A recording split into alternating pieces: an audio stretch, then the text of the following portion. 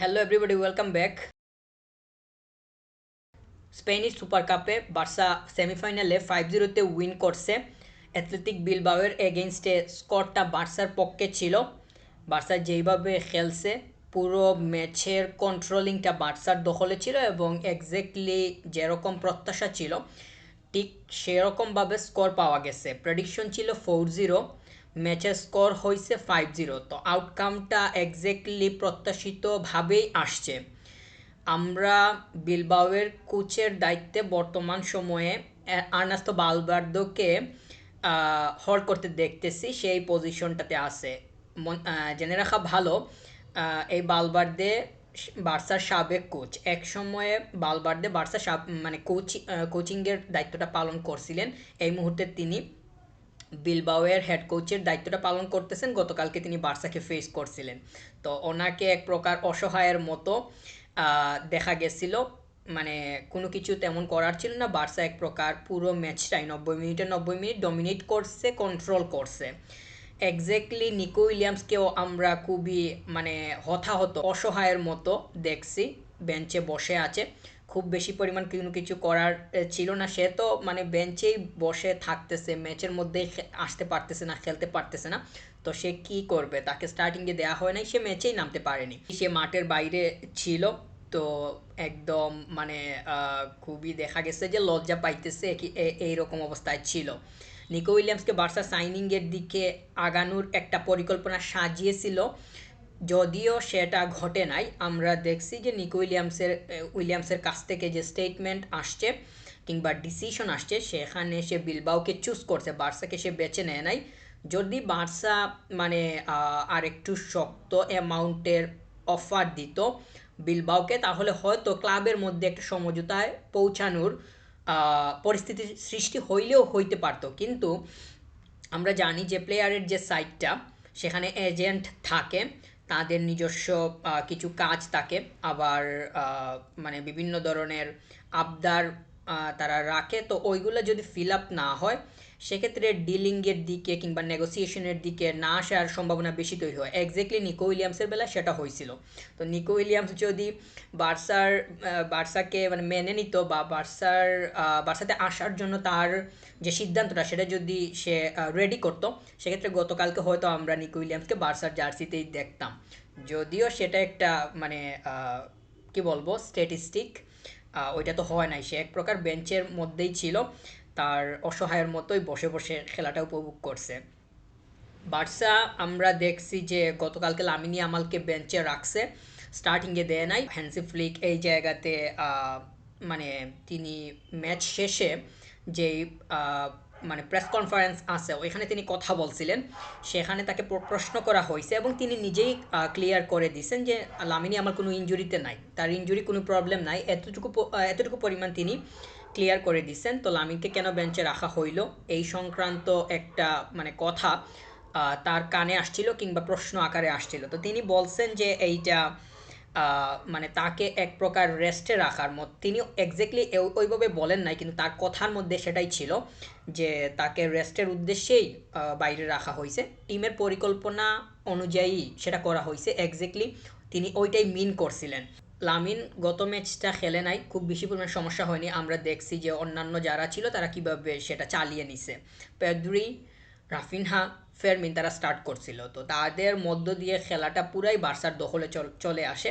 আমরা দেখছি Pedri, Fermin এরা অন্য লেভেলের পারফর্ম করছে। রাফিনহাকে নিয়ে তো আলাদাভাবে বলতে হবে, একদম ইঞ্জিনের মতো গতকালকে কাজ করছে, সেটা আমরা লক্ষ্য করছি। এর আগের ম্যাচটা যদি আমরা লক্ষ্য করি, সেক্ষেত্রে আমরা দেখি যে রাফিনহা তার মতো সুবিধা করে নিতে পারে নাই, কিন্তু গত ম্যাচটাতে ডাবল দিছে, ডাবল স্কোর সে পাইছে। ব্রেস পাওয়ার মধ্য দিয়ে আমরা দেখছি যে এক প্রকার নিজের আধিপত্য সৃষ্টি করছিল।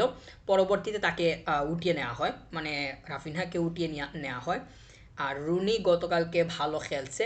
এই সিজনে এখন পর্যন্ত রুনি যতগুলা সময় পাইছে, যতটুকু পরিমাণ মিনিট সে পাইছে, ততটুকুতেই তার ইমপ্রেশন আমার কাছে মনে হয় যে 75% পজিটিভ। কিছু কিছু মানে 75%-এ চলে গেছি এই কারণে 50-50 বলতাম, কিন্তু গতকালকে আমরা দেখছি যে সে যতটুকু পরিমাণ মাঠের মধ্যে ছিল, এক্স্যাক্টলি সে নিজে যদি খেলে সেক্ষেত্রে সে মানে প্রপারলি খেলার ট্রাই করতেছে, আবার বেশিরভাগ সময় আমরা দেখছি যে টিম হয়ে খেলার ট্রাই করতেছে। এইটা আমার খুব বেশি পরিমাণ ভালো লাগছে, যেটা সবসময় আমার মানে প্রত্যাশা থাকে। রুনি বের্নাল এরা যদি মাঠের মধ্যে আসে, গতকালকে বের্নালও আসছিল, তো রুনি মাঠের মধ্যে আসবে, সে নিজে নিজে খেলবে, এইটা কোনোভাবেই প্রেফারেবল না। সে টিম হয়ে খেলার ট্রাই করবে, এটা হইতেছে গিয়ে মানে পূর্বেই প্রত্যাশিত ছিল। তো এক্স্যাক্টলি মাঠের মধ্যে সেটা দেখা গেছে, এই জন্য আমি 75% তার ইমপ্রেশনটাকে পজিটিভ হিসাবে দেখতেছি। কিছু কিছু জায়গাতে নেগেটিভিটি আছে, মানে থাকবে, একদম 100% তো আর এক সাইডে যাবে না। পজিটিভ নেগেটিভ দুইটা মিলিয়েই একটা প্লেয়ারকে আমরা মানে জাস্টিফিকেশন দিতে পারি বা জাজ করতে পারি। আর ফেরান একটা স্কোর পাইছে, ফেরান স্টার্ট করছিল, স্কোরটা অনেকটাই লাকিলি পেয়ে গেছে আমি মনে করতেছি, কারণ ওই জায়গাতে ফেরমিন কিন্তু কিক করছিল, কিকটা ডাইরেক্টলি বা স্ট্রিক না গিয়ে ওইটা একটু ব্যান্ড হয়েছে, ব্যান্ড হওয়ার কারণে বলটা ফেরান পেয়ে যায়, এবং ফেরান পাওয়ার পর তো ভালো ফিনিশ করছে, ফিনিশিংটা ভালো ছিল, তবে ওইখানে তার তেমন কোনো ক্রেডিট নাই, খুব বেশি পরিমাণ ক্রেডিট নাই, শুধু স্কোরটা পাইছে এই ক্রেডিটটাই আমরা বলতে পারবো। ফেরানের মানে স্কোরিং ক্যাপাবিলিটিটা খুব বেশি পরিমাণ ভালো সেটা আমি মনে করতেছি না। রবার্ট লেভানডস্কি বেঞ্চে ছিল, গতকালকে খেলারই সুযোগ পায় নাই, তো গত দুইটা ম্যাচ ফেরানকে দিয়ে স্টার্ট করানো হয়েছে, এটা নিয়ে অনেক কথা বলছি আমি যখন স্ট্রিমিংয়ে ছিলাম, অনেক কথা বলছি। তো রবার্ট লেভানডস্কি হয়তো এই সিজন পরে তাকে চলে যেতে হবে বার্সা ছেড়ে, তবে সেটা আমরা অপেক্ষা করতে হবে যে সেটা ঘটে কিনা। যদি বার্সা মনে করে যে তাকে আরেক সিজন রাখা যায়, তবে প্লেয়ার এই জায়গাতে কিছু জায়গাতে মানে ডিলিংয়ের বিষয়ে বা কন্ট্রাক্টটা যে সাইনিং হবে বা এক্সটেন্ড হবে, ওইখানে কিছু জায়গাতে সে নিজেকে মানে মানিয়ে নিতে হবে। তো আমি যেটা মিন করতে চাচ্ছি সেটা হইল স্যালারির বিষয়টা। আবার সে সবসময় গেম টাইম পাবে না, এক্স্যাক্টলি ওই যে রুলটা আছে সেটা তাকে আগেই মানতে হবে, কারণ আমরা ইতিমধ্যে দেখতেছি বার্সা নাম্বার 9 পজিশনটা নিয়ে অনেক প্রখরভাবে থিঙ্ক করতেছে। সিজনের স্টার্টিংয়ে আমরা দেখছিলাম যে অনেক বড় বড় নাম আমাদের সামনে ছিল, এই মুহূর্তে আমরা ওই নামগুলোও উচ্চারণ করার সাহস পাইতেছি না, কারণ ক্লাবের পরিবেশ এমন পর্যায়ে আছে, ম্যানেজমেন্ট এমন পর্যায়ে পরিস্থিতিটা নিয়ে গেছে, কোনোভাবেই আমরা মানে ওই নামগুলা আর উচ্চারণ করতে পারি না। তো তবে আমাদেরকে অপেক্ষা করতে হবে যে বার্সা কোন ধরনের নাম্বার 9-এর দিকে আগায়, সেটা এক্স্যাক্টলি কীভাবে ঘটে সেটার জন্য অপেক্ষা করতে হবে। যাদেরকে মানে ভাবনায় রাখছিল তাদের মধ্য থেকে কাউকে নিয়ে আসে কিনা সেটাও মানে সময় মতো দেখা যাবে। তো রবার্টকে যদি রাখা হয় সেক্ষেত্রে তাকে এইটা মেনে নিতে হবে যে সে প্রপারলি টাইম পাবে না, আবার স্যালারির বিষয়টাও তাকে কমিয়ে আনতে হবে। এই দুইটা জায়গাতে যদি সে নিজেকে মানে করতে পারে, স্যুট করতে পারে বা মানিয়ে নিতে পারে, সেক্ষেত্রে হয়তো এক্সটেন্ডের দিকে বার্সা আগাতে পারে। অন্যথায় আমরা দেখব যে এটাই তার লাস্ট সিজন হইতে যাইতেছে। তো গতকালকে আমরা রাশফোর্ডকে দেখছি বেঞ্চে ছিল, লামিন ছিল বেঞ্চে, তারপর জেরার্ড মার্টিন বেঞ্চে ছিল। এই মুহূর্তে এই তিনটা প্লেয়ার খুবই সিগনিফিক্যান্ট আমাদের জন্য, আমরা খুব ভালোভাবে জানি। তারা তিনটাই বেঞ্চে বসেছিল, অর্থাৎ পুরো সময় খেলা লাগে নাই, তবে জেরার্ডকে পরবর্তীতে দেয়া হয়।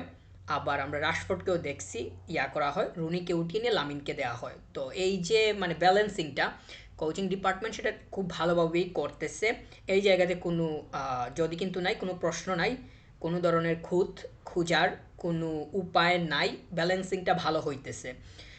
আর বিলবাওয়ের এগেইনস্টে বার্সা যে খারাপ করবে এমনটা তো আমরা কোনোভাবেই মানে ভাবি নাই আগে, যেমনটা ভাবনা ছিল এক্স্যাক্টলি ওই রকমই ঘটছে। আমি চাইছিলাম ক্লিন শিট রাখতে, ক্লিন শিটই রাখা হয়েছে। আমরা গতকালকে খুব বেশি পরিমাণ কাজ করতে দেখি নাই হুয়ান গার্সিয়া যে অনেক বেশি পরিমাণ ব্যস্ততার উপরে ছিল, দৌড়ের উপরে ছিল, এক্স্যাক্টলি আমরা ওই কথাটা বলতে পারবো না। তবে কিছু কিছু সেভ আছে, আমরা দেখছি যে সে যথেষ্ট পরিমাণ কনসার্ন, এবং এক্স্যাক্টলি ওইটা মানে হবে, কারণ এই মুহূর্তে আমরা বিস্ট মুডে তাকে দেখতেছি। Juan Garcia, Eric Garcia, Fermin, Pedri এরা অন্য অন্য মানে অন্যরকম পর্যায়ে আছে এই মুহূর্তে। তো এদের এই যে অবস্থাটা, এই বিস্ট মুডটা, এটা হল্ড করা দরকার। এটা যদি কনসিস্টেন্টলি মানে রাখা যায়, ধরে রাখা যায়, সেক্ষেত্রে সব থেকে বেশি পরিমাণ টিম উপকৃত হবে, এবং এক্স্যাক্টলি এটাই আমরা প্রত্যাশা করতেছি। কারণ ম্যাচ একটা দুইটার মধ্যে কখনোই সীমাবদ্ধ থাকে না, মানে পুরো সিজনের হিসাব নিকাশ করতে হলে কনসিস্টেন্ট পারফর্মের দরকার হয়। টাইটল উইন করলেই এন্ড অফ দ্য সিজন আমরা টিমকে বিচার করতে পারবো যে কতটুকু পরিমাণ সাকসেসফুল, কতটুকু পরিমাণ আনসাকসেসফুল। বার্সা ইতিমধ্যে ফাইনাল কনফার্ম করে ফেলছে সুপার কাপের, এখন ফাইনাল বাকি আছে, ওইটাতে কাপ নেওয়ার বিশাল সুযোগ। দেখা যাক কারা প্রতিপক্ষ হয় এবং বার্সা এখানে কী করে।